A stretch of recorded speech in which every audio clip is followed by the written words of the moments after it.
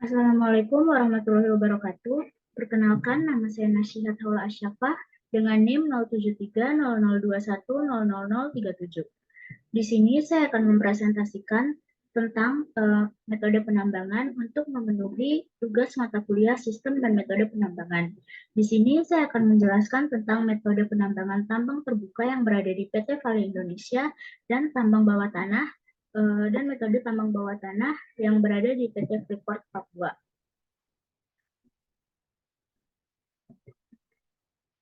Yang pertama yaitu tambang terbuka. PT Vale Indonesia adalah salah satu produsen utama nikel di dunia yang beroperasi di Desa Sorowako, Kabupaten Luwu Timur, Sulawesi Selatan. Kegiatan penambangan PT Vale Indonesia menggunakan sistem penambangan tambang terbuka atau surface mining dengan metode penambangan open cast. Mekanisme penambangannya menerapkan sistem good mining practice dengan metode gali isi kembali atau backfilling. Kondisi area penambangan yang terus meluas mengakibatkan kegiatan penggalian, pemuatan, dan pengangkutan mengalami penurunan efektivitas. Maka perlu dilakukan kalkulasi kebutuhan alat gali muat dan alat angkut. Salah satu produsen utama nikel di dunia adalah PT Vale Indonesia, yang telah beroperasi selama lebih dari 5 dekade dengan produk yang dihasilkan adalah nikel dalam bentuk matte, yaitu produk setengah jadi. Dalam kegiatan penambangan, PT Vale Indonesia menggunakan sistem penambangan tambang terbuka atau surface mining dengan metode penambangan open cast. Mekanisme pengembangannya menerapkan sistem pertambangan yang baik atau good mining practice dengan metode gali isi kembali atau backfilling, di mana metode ini meminimalisir terbentuknya lahan-lahan kritis karena hilangnya vegetasi penutup tanah serta meminimalisir biaya dan waktu dalam kegiatan reklamasi. Hal ini bertujuan agar mengembalikan fungsi hutan dan lahan seperti sebelum kegiatan penambangan dilakukan. Penentu keberhasilan metode penambangan ini adalah seberapa besar produksi peralatan mekanis dapat dimanfaatkan seefektif dan seefisien mungkin dengan kondisi area penambangan PT Vale Indonesia yang terus bertambah luas. Akibat dari perluasan area penambangan, kegiatan penggalian, pemuatan, dan pengangkutan mengalami penurunan efektivitas.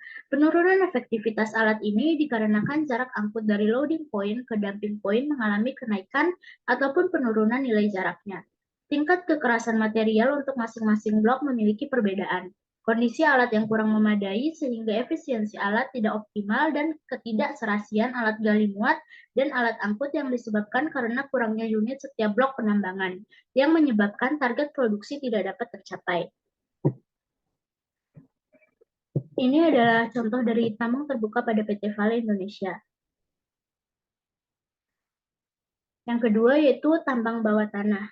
PT Freeport Papua atau PT FP adalah sebuah perusahaan Papua yang bergerak di bidang eksplorasi, pertambangan, pemprosesan, dan pemasaran konsentrat tembaga, emas, dan perak di dataran tinggi Tembagapura, Timika, Papua Tengah.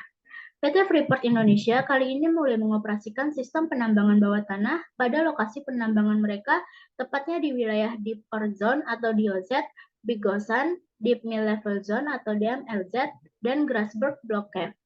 PT Freeport Indonesia menerapkan metode block caving pada sistem penambangan bawah tanahnya dengan target 200.000 ton biji per hari.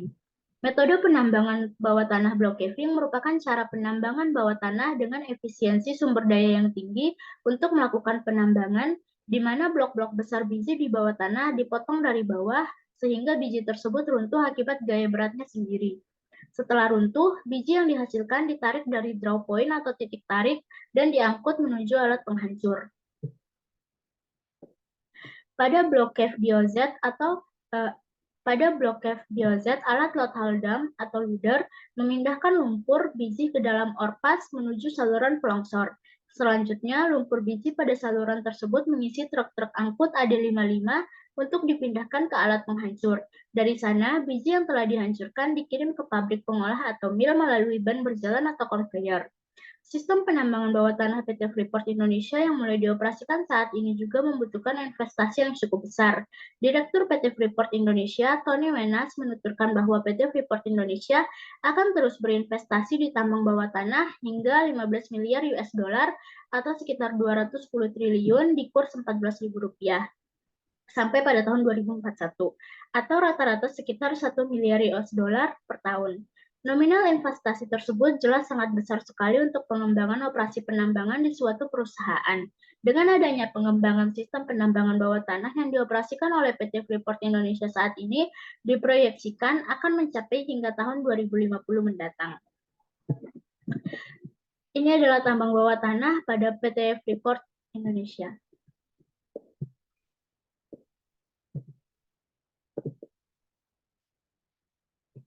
Sekian presentasi dari saya. Mohon maaf bila ada kekurangan. Wassalamualaikum warahmatullahi wabarakatuh.